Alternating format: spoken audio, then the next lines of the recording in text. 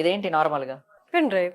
Pen డ్రైవే కదా, OTG pen డ్రైవ్సే కదా నార్మల్గా. మనం ఎందుకు యూజ్ చేస్తాం ఇది నార్మల్గా pen data drives? Storage. Data storage అంటే లైక్ దీంట్లో ఉన్న డేటా తీసుకెళ్ళి మనం ఆ, వేరే దగ్గర కాపీ చేసుకోవాలంటే Hmm. పెన్ డ్రైవ్స్ ని యూజ్ చేస్తున్నాం.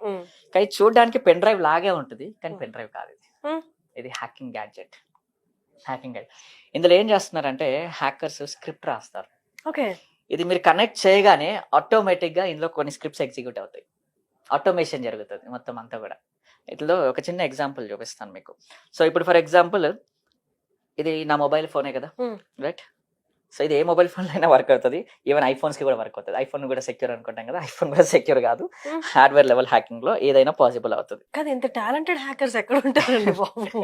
ఫర్ ఎగ్జాంపుల్ ఇది నా మొబైల్ ఫోన్, నేను ఏం టచ్ చేయట్లేదు, జూమ్ చేసుకోవచ్చు కావాలంటే.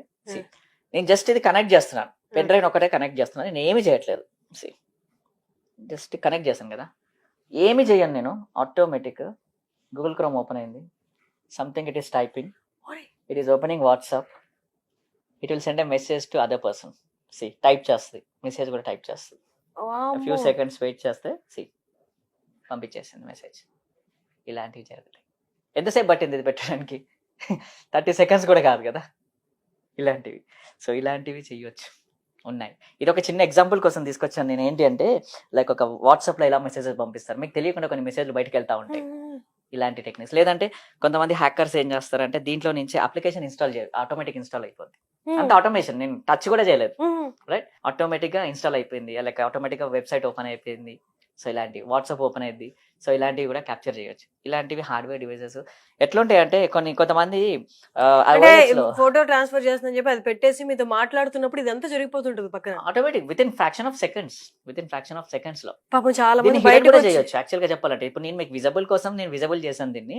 ఇదేం చేసాను, పెట్టినప్పుడు కనిపించదు, బ్యాక్గ్రౌండ్ లో జరుగుతూ ఉంటది, ఓ, బ్యాక్గ్రౌండ్ లో కూడా జరిగిపోద్ది, కనిపించకుండా బ్యాక్గ్రౌండ్ రన్ అవుతూ Run ఉంటుంది అవుతుంది. ప్రోగ్రామ్. అవుతుంది. మీకు ఇప్పుడు లైవ్ లో చూపించాలి కాబట్టి నేను విజబుల్ చేశాను కాబట్టి మీకు చూడడానికి వచ్చింది. ఇలాంటివి ఏం చేస్తారంటే విజబుల్ ఉండదు, హిడెన్ మోడ్ లో ఉంటాయి. ఆటోమేటిక్ పెట్టగానే మీరు పెన్ డ్రైవ్ అనుకుంటారు, డేటా కాపీ చేసుకుంటారు, కానీ బ్యాక్గ్రౌండ్ లో ఇలాంటివి కూడా జరుగుతాయి. కాదండి పాపం, ఇప్పుడు ఎవరైనా లీగల్ కేసెస్ లో ఇన్వాల్వ్ అయిన వాళ్ళు ఇలాంటి హ్యాక్ జరుగుంటే పాపం వాళ్ళు ఎంత మొత్తుకున్నా నేను పంపలేదని ఏమి చెప్పడానికి ఏం లేదు. పాసిబిలిటీ, ఎందుకంటే మీ Proof mobile ఉంటది నుంచే కదా ఉంది అక్కడ, కదా. message మీ మీ mobile మొబైల్ నుంచి. నుంచే వచ్చింది అది. ఇలాంటివి కూడా జరుగుతున్నాయి. సో అందుకే ఇలాంటి పెన్ డ్రైవ్స్ కొన్ని ఆన్లైన్ లో దొరుకుతాయి ఫ్రీగా, లైక్ ఇలాంటి 500 కి 5 పెన్ డ్రైవ్స్ ఇలాంటివి దొరుకుతాయి, కొనకండి. అండ్ ఇంకోటి అన్నోన్ పెన్ డ్రైవ్స్ ఎప్పుడు కూడా కనెక్ట్ చేయకూడదు. అన్నోన్ పెన్ డ్రైవ్స్ మన మొబైల్ కి కానీ సిస్టమ్స్ కి కనెక్ట్ చేసినా కూడా హ్యాక్ చేసే ఛాన్సెస్ చాలా ఉన్నాయి. మీ సిస్టమ్ మొత్తం కంట్రోల్లోకి వచ్చేస్తుంది. ఇలాంటివన్నీ కూడా జరుగుతాయి. సో ఇది ఒక చిన్న టైప్ ఆఫ్ ఎగ్జాంపుల్ కోసం తీసుకొచ్చాను ఇది. సో ఇలాంటివి ఉంటాయి, కొంచెం జాగ్రత్తగా డేంజరస్ డివైస్ అండి మీ చేతిలో ఉన్నది అసలు.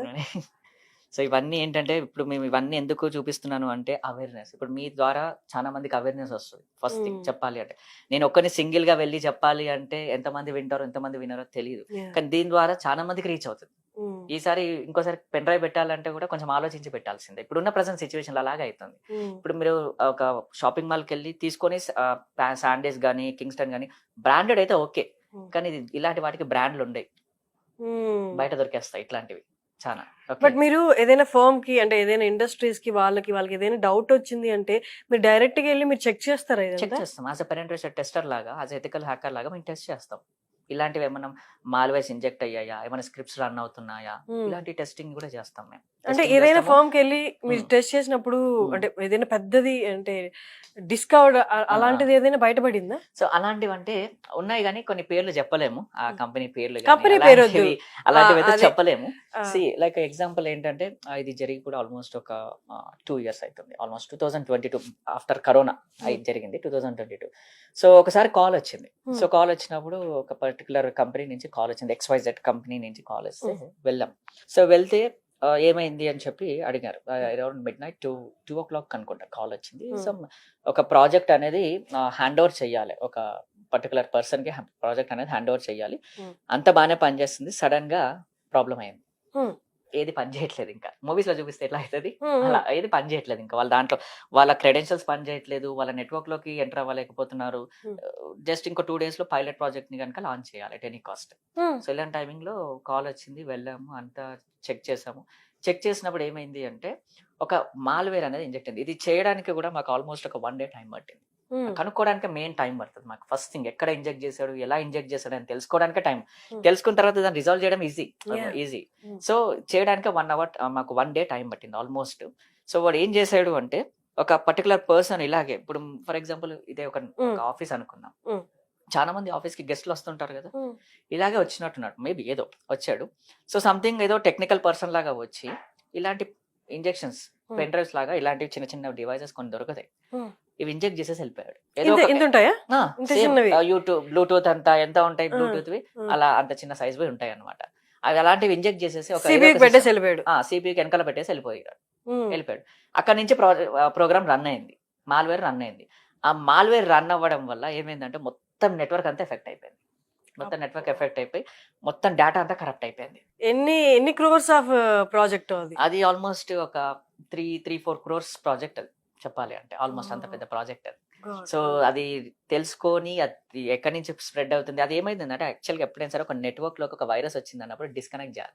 వీళ్ళకి తెలియదు అది వచ్చిందని కూడా తెలియదు. అది మొత్తం నెట్వర్క్ అంతా స్ప్రెడ్ అయిపోయి ఆల్మోస్ట్ అంత డేటాని కరప్ట్ చేసేసి, so like ransomware attack అనేది జరిగింది. మొత్తం కలిపి రాన్సమ్ వేర్ అటాక్ జరిగింది. తర్వాత మళ్ళీ మేము చెక్ చేస్తే రాన్సమ్ వేర్ అని తెలిసింది.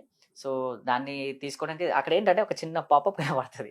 ఏంటి అంటే, మీరు ఇన్ని బిట్ కాయిన్స్ పే చేస్తే మళ్ళీ మీ డేటా మీకు వస్తుంది అని చెప్పి ఒక పోస్టర్ వచ్చేస్తుంది. ప్రతి సిస్టమ్ లో ఒక పోస్టర్ వచ్చేస్తుంది. మీ డేటా అంతా ఎన్క్రిప్ట్ అయిపోయింది, అది మా దగ్గర ఉంది, మీరు ఈ డేటా మళ్ళీ రిట్రీవ్ కావాలి అంటే ఇన్ని బిట్ కాయిన్స్ పే చేస్తే మళ్ళీ మీ డేటా మీకు ఇస్తాము. బ్లైండ్ గా ఇచ్చేస్తారు. అది ఆ బిట్ కాయిన్ పే చేసినా కూడా ఎవరికి తెలియదు అది, ఎందుకంటే ఆ వాలెట్ అడ్రస్ అనేది మన ట్రాకింగ్ ఉండదు. బిట్ కాయిన్స్ కి ఎప్పుడైనా ట్రాకింగ్ ఉండదు. క్రిప్టో కరెన్సీకి ట్రాకింగ్ ఉండదు. సో అలాంటివి జరుగుతాయి అనమాట. సో అలాంటివి చేసినప్పుడు ఒకసారి వెళ్ళి సార్ట్ అవుట్ చేసాము.